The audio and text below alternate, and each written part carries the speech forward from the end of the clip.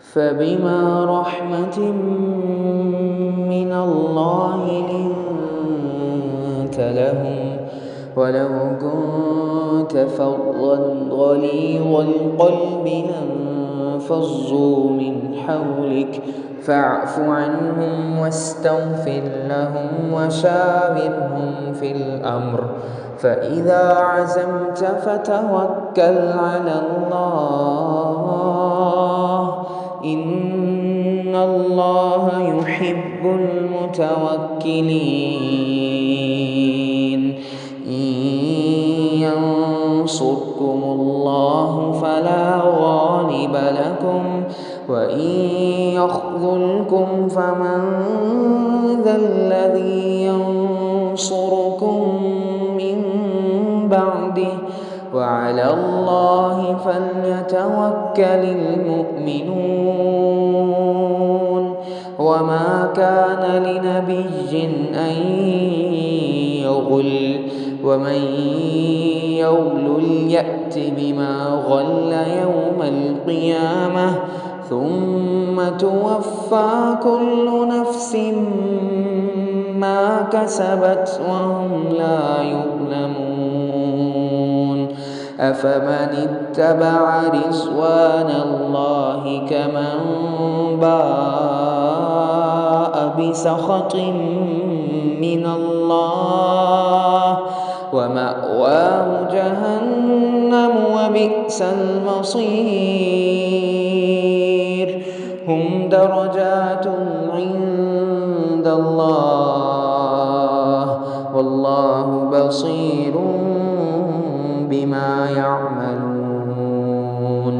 لقد من الله على المؤمنين إذ بعث فيهم رسولا من أنفسهم يتلو عليهم آياته ويزكيهم ويعلمهم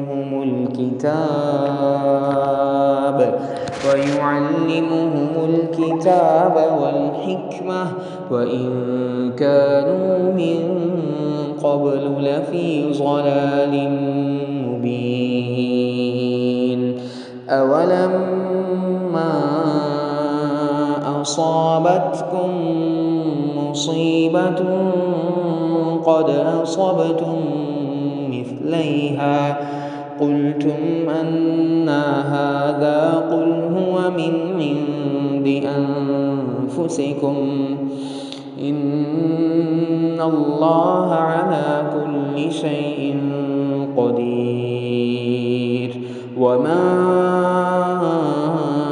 أصابكم يوم التقى الجمعان فبإذن الله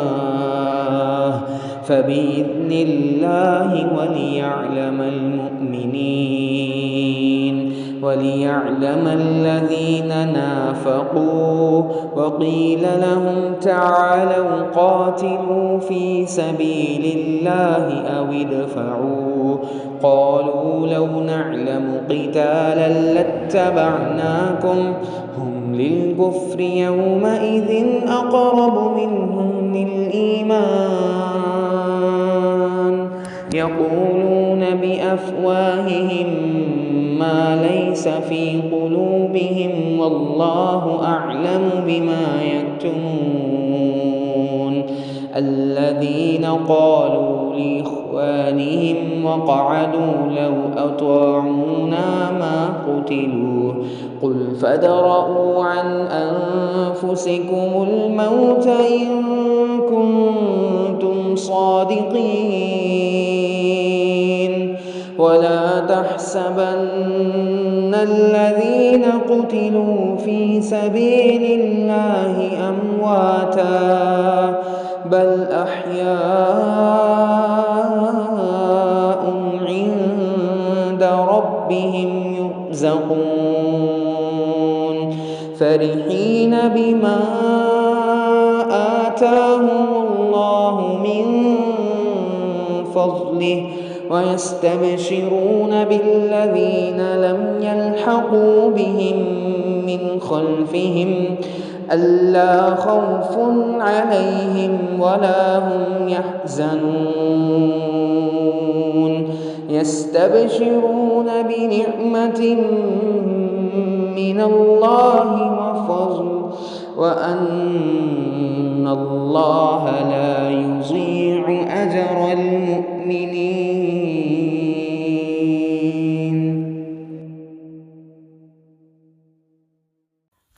نحمده ونصلي على رسوله الكريم أما بعد فأعوذ بالله من الشيطان الرجيم بسم الله الرحمن الرحيم رب اشرح لي صدري ويسر لي أمري واحلل عقدة من لساني يفقه قولي رب زدني علما اللهم فقهنا في الدين سورة العمران آیت نمبر 159 to 171.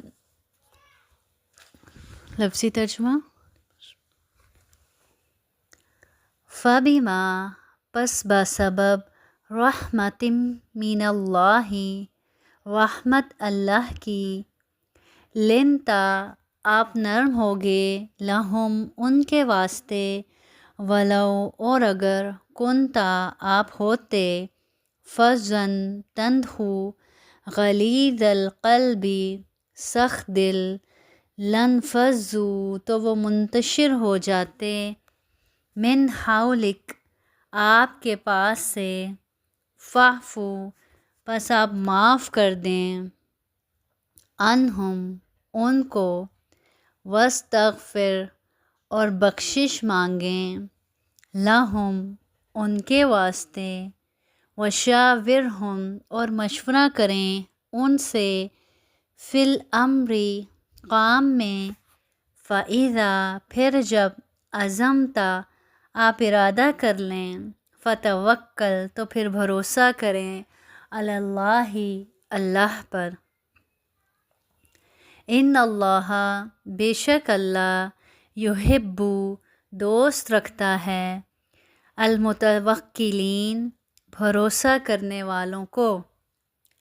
ان اگر ینصرکم اللہ مدد کرے تمہاری اللہ فلا تو نہیں غالب آنے والا لکم تم پر وَإِنْ اور اگر یخذلکم وہ چھوڑ دے تمہیں فمن تو کون ہے ذَلَّذِی وہ جو کہ ینصرکم مدد کرے تمہاری من بعدہ اس کے بعد وعلی اللہ اور اللہ پر فلیتوکل پس چاہیے بھروسہ کریں مؤمنون ایمان والے.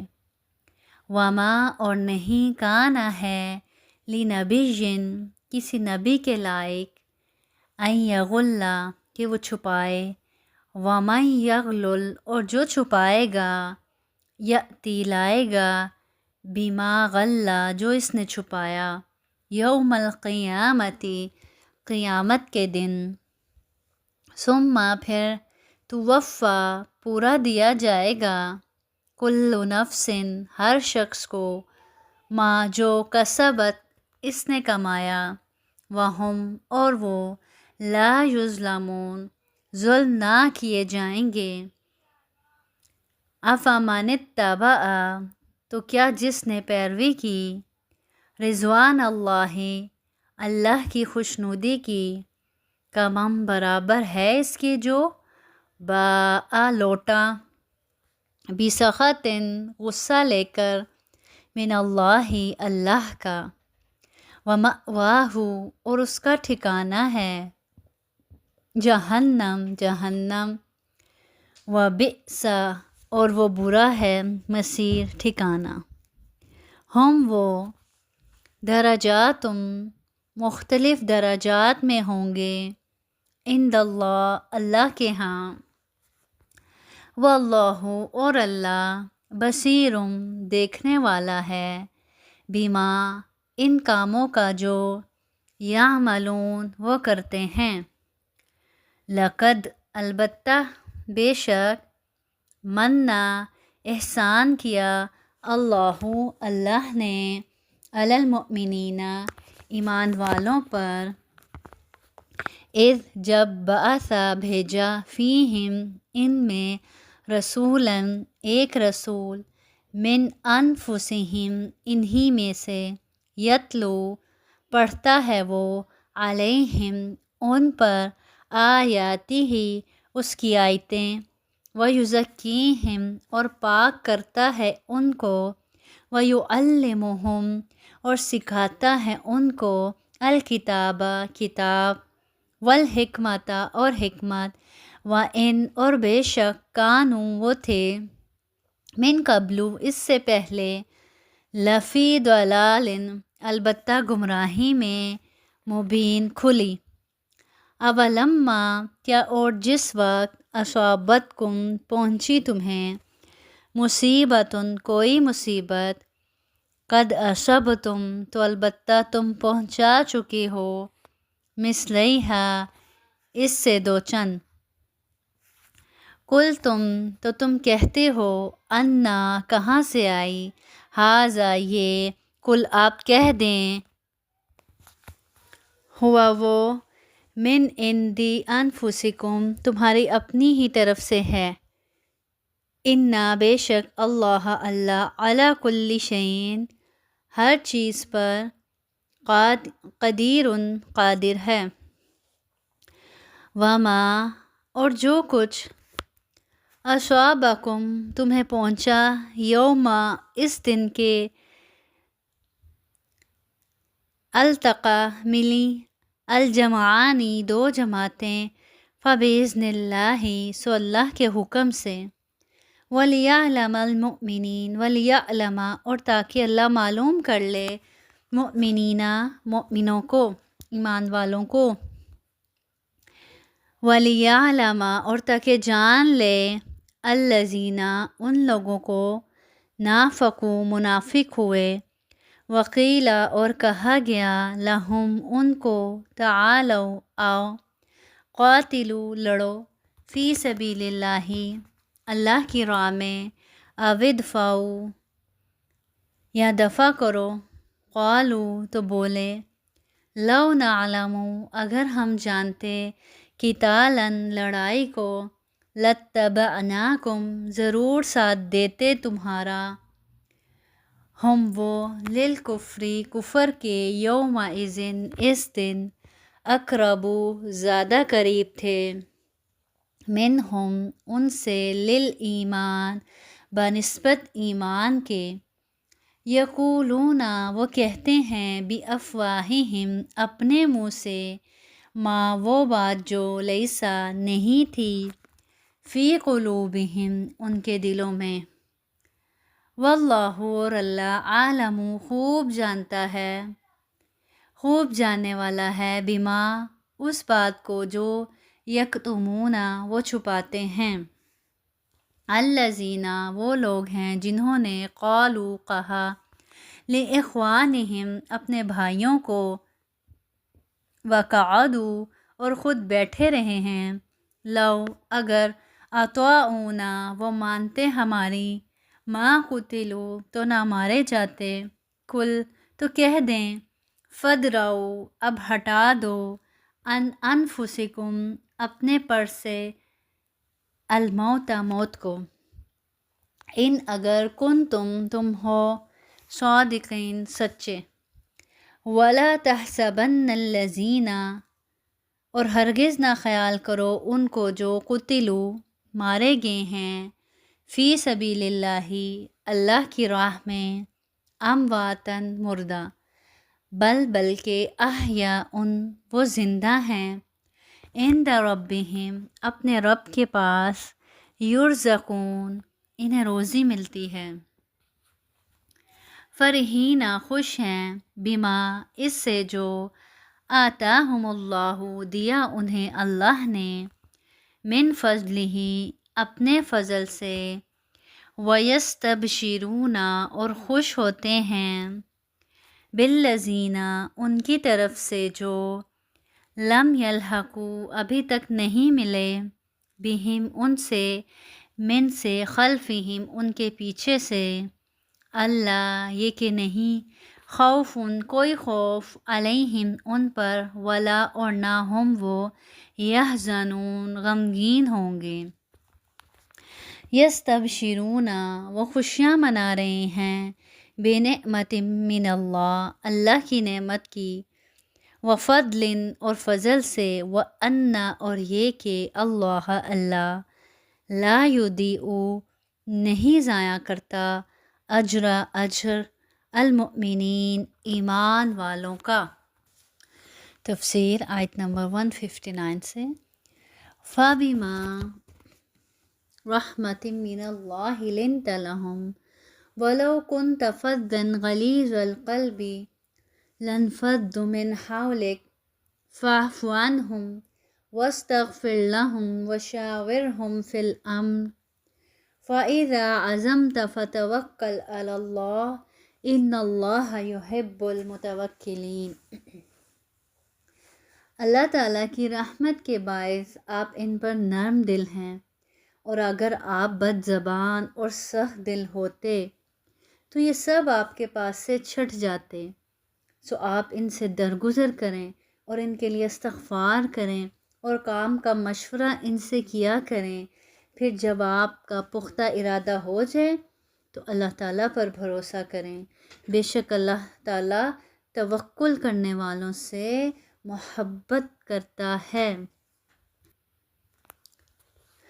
एक दाई के अंदर, एक लीडर के अंदर जो बेसिक क्वालिटीज़ होनी चाहिए, इस आयत में वो बयान की जा रही हैं। अल्लाह रब्बुल इज़्ज़त फरमा रहे हैं, अल्लाह की रहमत के बायस आप इन पर नरम दिल हैं, यानी ये अल्लाह का एहसान है, ये अल्लाह की रहमत है आप पर कि आप नरम दिल हैं। तो आयत के इस हिस्से से क्या पता चलता है कि अगर अल्लाह रब्बुल इज़्ज़त ने इंसान को अपनी रहमत से कुछ ख़ास क्वालिटीज़ से नवाजा है, तो इंसान को उस पर इतराने की बजाय अपने रब का शुक्र अदा करना चाहिए, इस सोच से कि ये इसमें मेरा तो कोई कमाल नहीं, ये मुझ पर मेरे रब की रहमत है कि मेरे रब ने मुझे ऐसा बनाया, या मुझे इसकी इस चीज़ की या इस भलाई की तौफ़ीक अता फ़रमाई। अल्लाह ताला फरमाने अपने नबी से कि अल्लाह की रहमत के बायस आप इन पर नर्म दिल हैं, और अगर आप बदज़बान और सख्त दिल होते तो ये सब आपके पास से छट जाते। तो मालूम हुआ कि दावत दीन के लिए नरमी और हुस्न अखलाक नहायत ज़रूरी चीज़ों में से एक है, क्योंकि बद अखलाकी और सख्त दिली से लोग कभी करीब नहीं आ सकते। तो अगर हम भी दीन का काम करना चाहते हैं तो सबसे पहले अपने अखलाक को बेहतरीन बनाना होगा, अपने अंदर नरमी पैदा करनी होगी। और नरमी कितनी बड़ी नेमत है। आप सल्लल्लाहु अलैहि वसल्लम ने फरमाया, नरमी जिस चीज़ के अंदर या जिस चीज़ में आती है उसको खूबसूरत बना देती है। इसी तरह एक और हदीस में आता है, अल्लाह ताला नरमी पर इतना देता है जितना किसी चीज़ पर नहीं देता। तो हमें भी अपने अंदर नरमी लाने की ज़रूरत है, नरमी को पैदा करने की ज़रूरत है, और इसके लिए अपने रब से दुआ करने की ज़रूरत है कि अल्लाह ताला अपनी रहमत से हमें भी नरम दिल बना दें। और हमारे नबी करीम सल्लल्लाहु अलैहि वसल्लम कैसे नरम दिल थे, जैसे हदीस में आता है कि एक देहाती ने मस्जिद के कोने में पेशाब करना शुरू किया, तो लोग इसकी तरफ लपके ताकि इसे मारें, इसे डांटें, डपटें, लेकिन नबी करीम सल्लल्लाहु अलैहि वसल्लम ने फरमाया, इसे छोड़ दो और इसके पेशाब पर एक डोल पानी का बहा दो, बेशक तुम्हें आसानी पैदा करने वाला बनाकर भेजा गया है, ना कि तंगी पैदा करने वाला बनाकर। इसी तरह एक और हदीस में आता है, सैयदना अनस बयान करते हैं कि मैं नबी करीम सल्लल्लाहु अलैहि वसल्लम के साथ जा रहा था, आप एक नजरानी चादर ओढ़े हुए थे,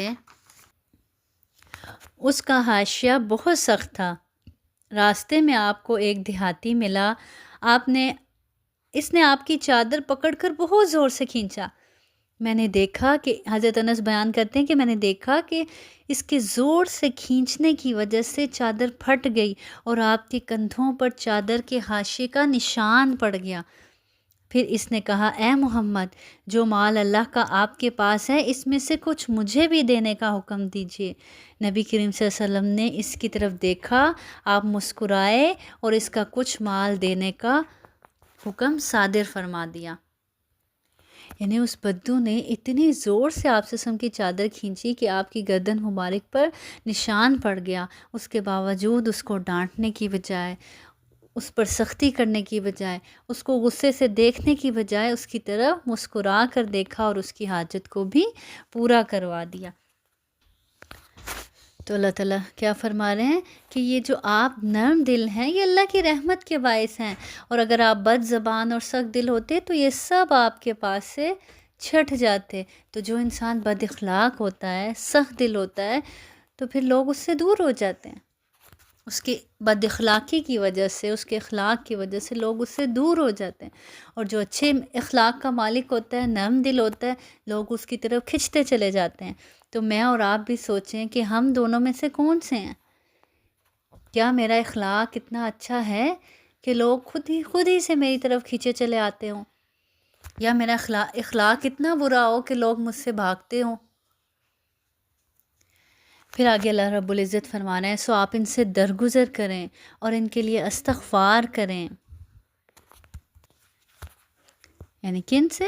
صحابہ سے درگزر کریں۔ کوئی چھوٹی موٹی غلطی ہو گئی تو کیا کریں؟ درگزر کریں اور ان کے لیے اللہ رب العزت سے استغفار کریں، خود بھی معاف کر دیں اور اللہ سے بھی ان کے لیے معافی طلب کریں۔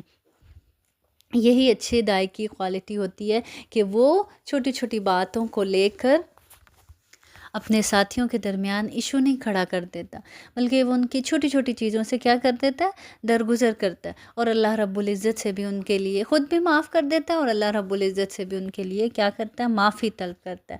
تو اللہ تعالیٰ یہی حکم دے رہے ہیں سو آپ ان سے درگزر کریں اور ان کے لیے استغفار کریں، اور کام کا مشورہ ان سے کیا کریں۔ یعنی جب بھی کسی کام کا ارادہ کریں تو اپنے ساتھیوں سے بھی مشورہ کیا کریں۔ تو جو اللہ رب العزت نے حکم دیا، آپ صلی اللہ علیہ وسلم کے اندر یہ ساری کوالٹیز تھی۔ آپ صلی اللہ علیہ وسلم درگزر بھی فرماتے تھے، نرم دل بھی تھے، اور صحابہ سے مشورہ کرنے والے بھی تھے۔ حدیث میں آتا ہے، سیدنا ابو ہریرہ رضی اللہ عنہ بیان کرتے ہیں کہ میں نے کبھی کسی کو رسول صلی اللہ علیہ وسلم سے زیادہ اپنے ساتھیوں سے مشورہ کرنے والا نہیں دیکھا۔ اسی طرح اگر درگزر کو دیکھا جائے تو سیدنا انس رضی اللہ عنہ بیان کرتے ہیں کہ میں نے 10 سال تک نبی کریم صلی اللہ علیہ وسلم کی خدمت کی، آپ نے کبھی مجھ سے اف بھی نہیں کہا، نہ آپ نے کبھی یہ کہا کہ تم نے یہ کام کیوں کیا اور کیوں نہ کیا۔ اور یہ حقیقت ہے، اگر انسان کسی کی خامی کو نظر انداز نہ کرے تو وہ اس کی کبھی خوبی سے بھی فائدہ نہیں حاصل کر سکتا۔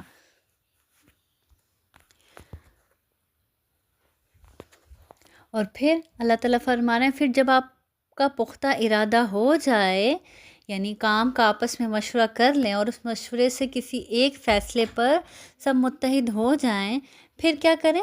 پھر جب اس کا پختہ ارادہ کر لیں اس کام کا، تو پھر اپنے رب پر توکل کریں، پھر اسی پر بھروسہ کریں۔ بے شک اللہ توکل کرنے والوں سے محبت رکھتا ہے۔ فیصلہ کر کے پھر ڈاواں ڈول نہیں ہونا چاہیے، پھر شک کا شکار نہیں رہنا چاہیے۔ بس جب فیصلہ کر لیں اللہ سے مدد مانگیں اور پھر اسی پر بھروسہ کریں۔ اور اللہ اپنے ان بندوں سے محبت کرتا ہے جو اپنے رب پر بھروسہ کرتے ہیں۔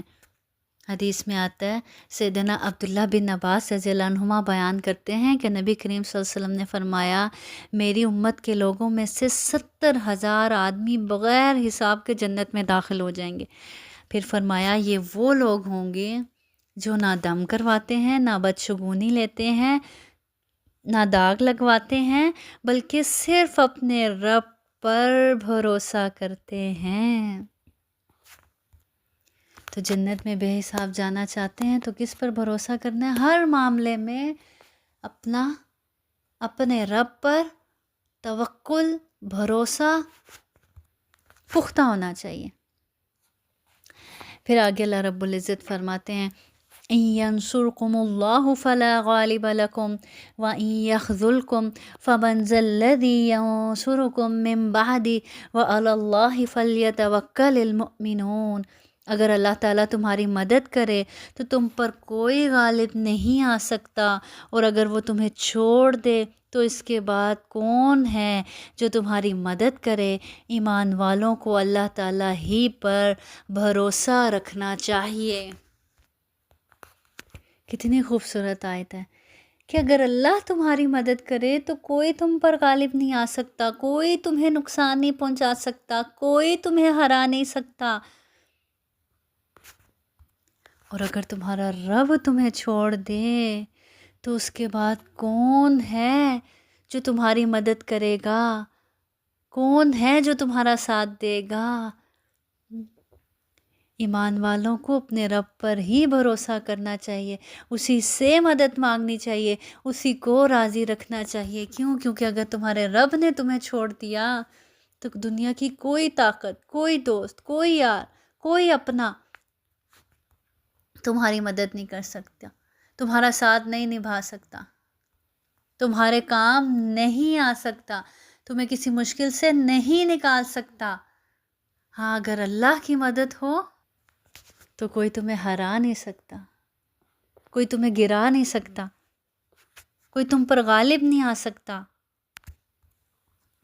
تو ہمیشہ اپنے رب کی ذات پر بھروسہ رکھنا چاہیے۔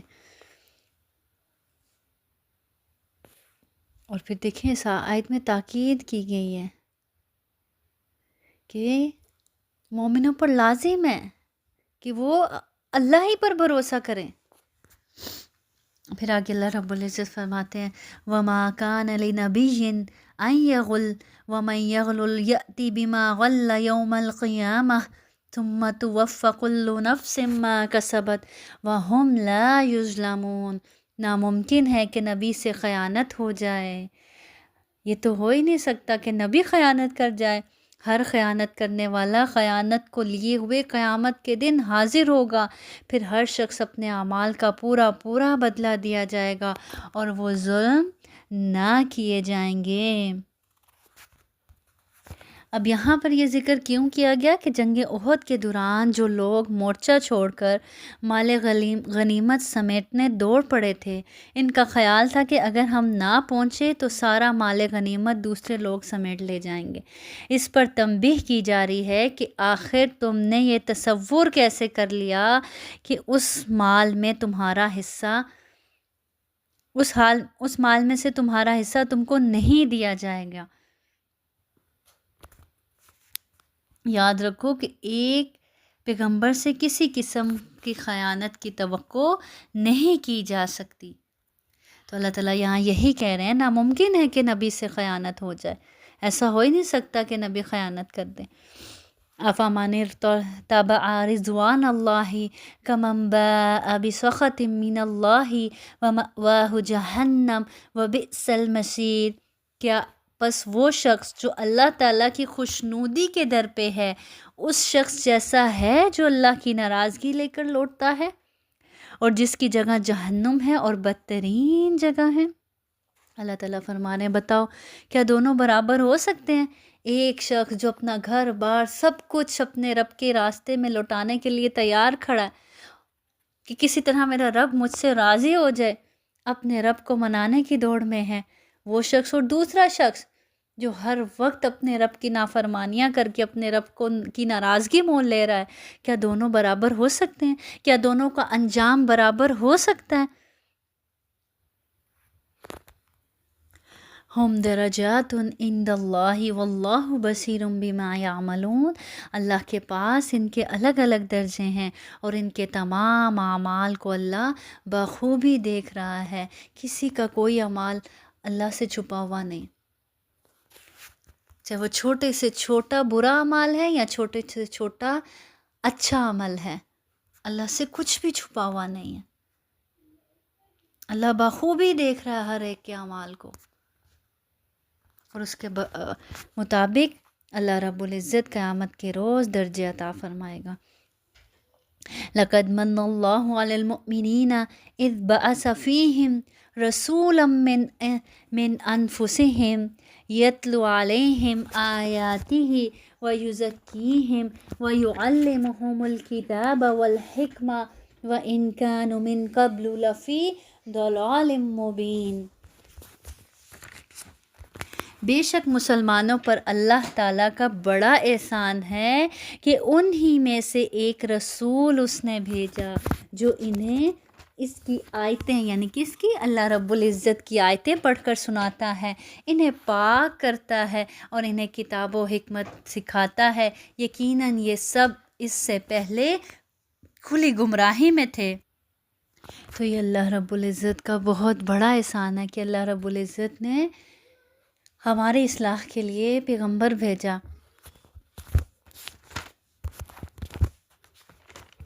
جو اللہ کی آیتیں پڑھ کر سناتا ہے، انہیں پاک کرتا ہے، انہیں کتاب و حکمت کی تعلیم دیتا ہے۔ ان 4 چیزوں کا ملنا اللہ رب العزت کا بڑا احسان ہے ہمارے لیے، اور یہ خوبصورت نصاب دین کی تعلیم حاصل کرنے کا۔ اگر آج بھی کوئی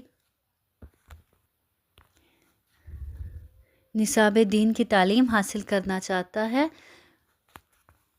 تو یہ سب سے بہترین طریقہ ہے کہ قرآن کے ذریعے اصلاح کی جائے، اللہ کی آیات کے ذریعے تزکیہ کیا جائے۔ تزکیہ کیا ہوتا ہے کہ اندر کی گندگی کو نکال کر اندر اچھائی ڈالنا، دل سے گندگی کو صاف کرنا اور ادھر اچھائی بھرنا، اور پھر قرآن اور حدیث سکھانا۔ اور گمراہی کو کوئی چیز دور کر سکتی ہے تو یہی نصاب، یہی طریقہ۔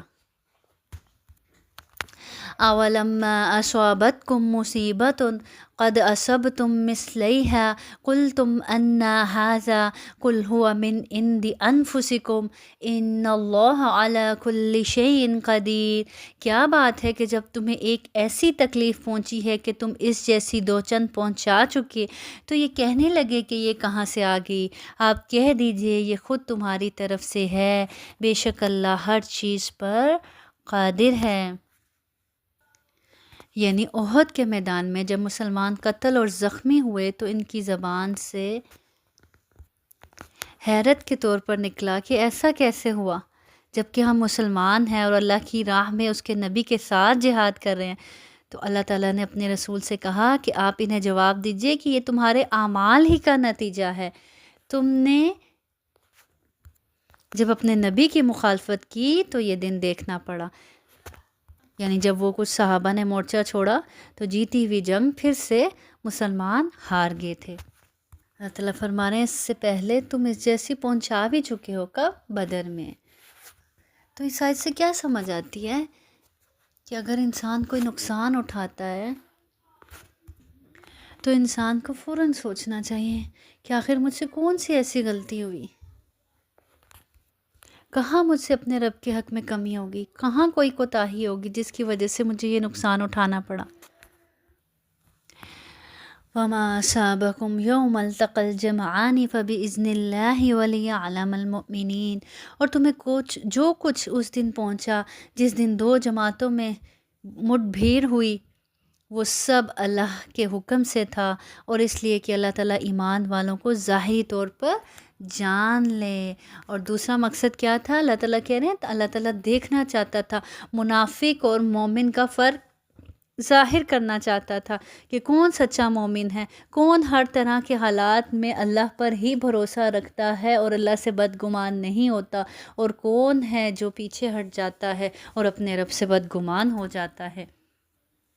وَلِيَعْلَمَ الَّذِينَ نَافَقُوا وَقِيلَ لَهُمْ تَعَالُوا قَاتِلُوا فِي سَبِيلِ اللَّهِ أَوِ ادْفَعُوا قَالُوا لَوْ نَعْلَمُ قِتَالًا لَاتَّبَعْنَاكُمْ هُمْ لِلْكُفْرِ يَوْمَئِذٍ أَقْرَبُ مِنْهُمْ لِلْإِيمَانِ يَقُولُونَ بِأَفْوَاهِهِمْ مَا لَيْسَ فِي قُلُوبِهِمْ وَاللَّهُ أَعْلَمُ بِمَا يَكْتُمُونَ۔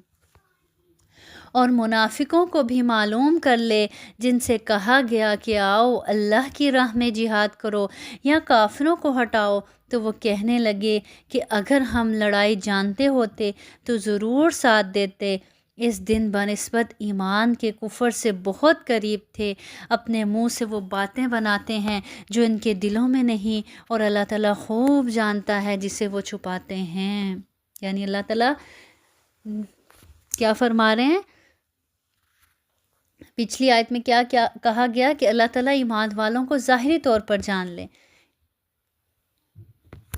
یعنی جو اس دن ہوا، جو آزمائش آئی، اللہ تعالیٰ کہہ رہے ہیں اس کے ذریعے سے اللہ تعالیٰ جاننا چاہتا تھا ایمان والوں کو بھی اور منافقوں کو بھی۔ ان منافقوں کو جن سے کہا گیا کہ اللہ کی راہ میں جہاد کرو یا کافروں کو دور کرو، تو کہنے لگے اگر ہم لڑائی جانتے ہوتے تو ضرور ساتھ دیتے، ہم جانتے ہی نہیں لڑائی۔ اللہ تعالیٰ کہہ رہے ہیں اس دن بنسبت ایمان کے کفر سے بہت قریب تھے یہ لوگ، اپنے منہ سے وہ باتیں بناتے ہیں جو ان کے دلوں میں نہیں ہیں، یعنی منہ سے تو بڑی بڑی باتیں کرتے ہیں لیکن دل ساتھ نہیں ہے۔ اگر دل ساتھ ہوتے تو کبھی بھی ایسی باتیں نہ کرتے اور فوراً اٹھ کھڑے ہوتے، اور اللہ خوب جانتا ہے جو وہ دلوں میں نفاق چھپائے ہوئے ہیں۔ الذين قالوا لإخوانهم وقعدوا لو أطاعونا ما قتلوا قل فادرعوا عن أنفسكم الموت إن كنتم صادقين۔ یہ وہ لوگ ہیں جو خود بھی بیٹھے رہے اور اپنے بھائیوں کی بابت کہا کہ اگر وہ بھی ہماری بات مان لیتے تو قتل نہ کیے جاتے۔ کہہ دیجئے کہ اگر تم سچے ہو تو اپنی جانوں سے موت کو ہٹا کر دکھاؤ۔ یہ منافقین کے اس قول کا رد ہے کہ اگر وہ ہماری بات مان لیتے تو قتل نہ کیے جاتے۔ اللہ تعالیٰ نے فرمایا اگر تم سچے ہو تو اپنے آپ سے موت کو ہٹا کر دکھاؤ۔ مطلب یہ ہے کہ تقدیر کا فیصلہ تو اٹل ہے، جب موت آنی ہے وہ تو آ کر ہی رہنی ہے، چاہے تم کہیں بھی ہو، اور جس جگہ آنی ہے وہ موت تمہیں وہاں کھینچ لائے گی۔ وہاں جس جگہ آنی ہے اس جگہ جس طریقے سے آنی ہے اس طریقے سے تمہیں اس جگہ پر آ کر ہی رہے گی۔ اس لیے جہاد اور اللہ کی راہ میں لڑنے سے گریز و فرار یہ کسی کو موت سے نہیں بچا سکتا۔ وَلَا تَحْسَبَنَّ الَّذِينَ قُتِلُوا فِي سَبِيلِ اللَّهِ أَمْوَاتًا بَلْ أَحْيَاءٌ عِندَ رَبِّهِمْ يُرْزَقُونَ۔ اور جو لوگ اللہ کی راہ میں مارے جائیں یعنی شہید کیے گئے، ان کو ہرگز مردہ نہ سمجھیں، بلکہ وہ زندہ ہیں، اپنے رب کے پاس روزیاں دیے جاتے ہیں۔ اور شہداء کی یہ زندگی حقیقی ہے، قبروں میں ان کی روحیں لوٹا دی جاتی ہیں اور وہاں اللہ کی نعمتوں سے لطف اندوز ہوتے ہیں۔ بعض کہتے ہیں کہ جنت کے پھلوں کی خوشبوئیں انہیں آتی ہیں، لیکن حدیث سے ایک تیسری شکل معلوم ہوتی ہے، وہ یہ کہ ان کی روحیں سبز پرندوں کے جوف یا سینوں میں داخل کر دی جاتی ہیں اور وہ جنت میں کھاتی پھرتی اور اس کی نعمتوں سے فائدہ اٹھاتی ہیں۔ سبحان اللہ۔ اللہ تعالیٰ فرماتے ہیں آگے فرحین بما آتاہم اللہ من فضل ویستبشرون بالذین لم یلحقوا بہم من خلفہم الا خوف علیہم ولا ہم یحزنون۔ اللہ تعالیٰ نے اپنا فضل جو انہیں دے رکھا ہے اس سے بہت خوش ہیں اور خوشیاں منا رہے ہیں ان لوگوں کی بابت جو اب تک ان سے نہیں ملے، ان کے پیچھے ہیں، اس پر کہ انہیں نہ کوئی خوف ہے اور نہ وہ غمگین ہوں گے۔ یعنی وہ اہل اسلام جو ان کے پیچھے دنیا میں زندہ ہیں یا ابھی جہاد میں مصروف ہیں، ان کی بابت خوش ہوئیں اور خواہش کرتے ہیں کہ کاش کہ وہ بھی شہادت سے ہمکنار ہو کر یہاں ہم جیسی پرلطف زندگی حاصل کریں۔ اب شہدائے احد نے اللہ تعالیٰ کی بارگاہ میں عرض کیا کہ ہمارے وہ مسلمان بھائی جو دنیا میں زندہ ہیں، انہیں ہمارے حالات اور پرمسرت زندگی سے کوئی مطلع کرنے والا ہے تاکہ وہ جنگ و جہاد سے اعراض نہ کریں۔ اللہ تعالیٰ نے فرمایا میں تمہاری یہ بات ان تک پہنچا دیتا ہوں۔ اسی سلسلے میں اللہ تعالیٰ نے یہ آیات نازل فرمائیں۔ پھر آگے اللہ تعالیٰ فرماتے ہیں یستبشرون بنعمت من اللہ وفضل وان اللہ لا یضیع اجر المؤمنین، وہ خوش ہوتے ہیں اللہ کی نعمت اور فضل سے، اور اس سے بھی کہ اللہ تعالیٰ ایمان والوں کے اجر کو برباد نہیں کرتا۔ حدیث میں آتا ہے کوئی مرنے والی جان جس کو اللہ کے ہاں اچھا مقام حاصل ہے دنیا میں لوٹنا پسند نہیں کرتی، البتہ شہید دنیا میں دوبارہ آنا پسند کرتا ہے تاکہ وہ دوبارہ اللہ کی راہ میں قتل کیا جائے۔ یہ آرزو وہ اس لیے کرتا ہے کہ شہادت کی فضیلت کا وہ مشاہدہ کر چکا ہوتا ہے۔ حدیث میں آتا ہے حضرت جابر رضی اللہ عنہ کہتے ہیں کہ مجھ سے رسول صلی اللہ علیہ وسلم نے فرمایا تجھے معلوم ہے کہ اللہ نے تیرے باپ کو زندہ کیا اور اس سے کہا کہ مجھ سے اپنی کسی آرزو کا اظہار کر تاکہ میں اس کو پورا کر دوں۔ تیرے باپ نے جواب دیا کہ میری تو صرف یہی آرزو ہے کہ مجھے دوبارہ دنیا میں بھیج دیا جائے تاکہ دوبارہ تیری راہ میں مارا جاؤں۔ اللہ تعالیٰ فرمائے گا یہ تو ممکن نہیں ہے، اس لیے کہ میرا فیصلہ ہے کہ یہاں آنے کے بعد کوئی دنیا میں واپس نہیں جا سکتا۔ تو شہادت نوش کرنے والا دوبارہ ایسی تمنا کیوں کرتا ہے؟ کیونکہ جو اس کو پروٹوکول، جو اس کو اعزاز ملتا ہے، جو اس کو لطف ملتا ہے شہادت کے وقت، اور جو وہ اللہ کی آگے رحمتیں برستی ہوئی دیکھتا ہے، تو اس لیے وہ دوبارہ تمنا کرتا ہے کہ وہ لطف بار بار اٹھائے، اللہ کے راستے میں جان دینے کا لطف بار بار حاصل کرے۔ اس لیے وہ تمنا کرتا ہے پھر سے دنیا میں جائے، پھر سے شہید ہو، پھر سے اللہ کے پاس لوٹے۔ تو اللہ کے راستے میں جان دینے کا مزہ ہی الگ ہے۔ اللہ رب العزت ہمیں بھی شہادت کی موت عطا فرمائے، آمین۔ تو آج کے لیسن سے ہم نے کیا سیکھا کہ اپنے اندر نرمی پیدا کرنی ہے، اچھا اخلاق اپنانا ہے، لوگوں سے درگزر کرنا ہے، اور اپنے کاموں میں اپنے ساتھیوں سے مشورہ کرنا ہے، اور اپنے رب پر ہمیشہ بھروسہ کر کے چلنا ہے۔ وآخر دعوانا ان الحمد للہ رب العالمین، سبحان ربک رب العزت عما یصفون وسلام علی المرسلین والحمد للہ رب العالمین، والحمد للہ رب العالمین۔ سبحانک اللہم وبحمدک، اشہد ان لا الہ الا انت، استغفرک واتوب الیک۔ السلام علیکم ورحمۃ اللہ وبرکاتہ۔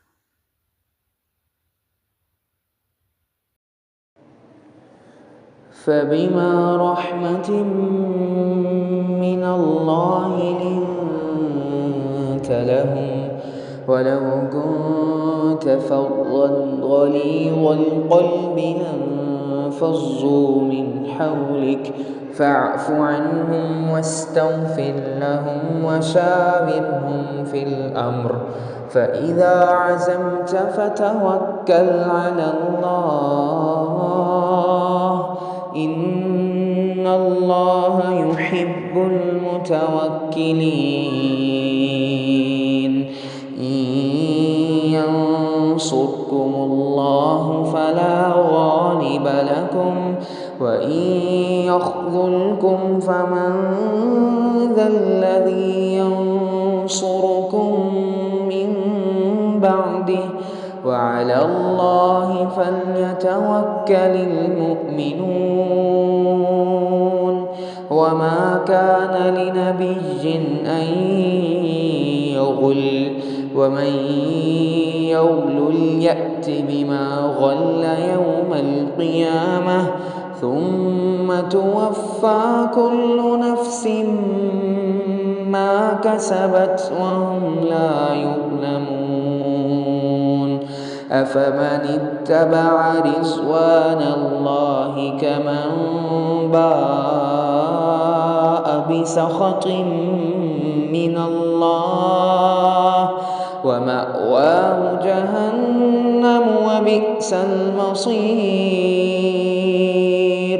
هم درجات عند الله والله بصير بما يعملون لقد من الله على المؤمنين إذ بعث فيهم رسولا من أنفسهم يتلو عليهم آياته ويزكيهم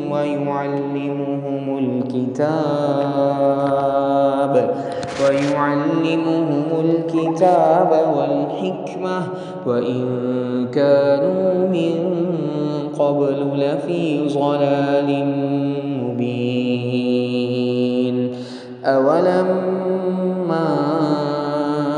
أصابتكم مصيبة قد أصبتم مثليها قلتم أنى هذا قل هو من عند أنفسكم إن الله على كل شيء قدير وما أصابكم يوم التقى الجمعان فبإذن الله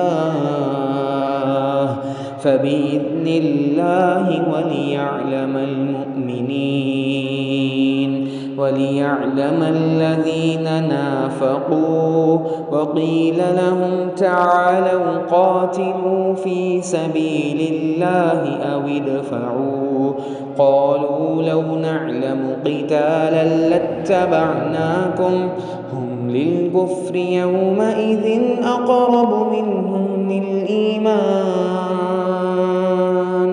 يقولون بأفواههم ما ليس في قلوبهم والله أعلم بما يكتمون الذين قالوا لإخوانهم وقعدوا لو أطاعونا ما قتلوا قل فادرءوا عن أنفسكم الموت إن كنتم صادقين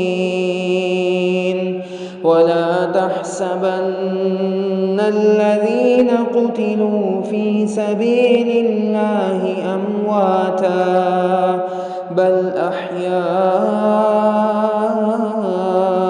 عند ربهم يرزقون فرحين بما آتاهم الله من فضله ويستبشرون بالذين لم يلحقوا بهم من خلفهم ألا خوف عليهم ولا هم يحزنون يستبشرون بنعمة من الله وفضل وأن الله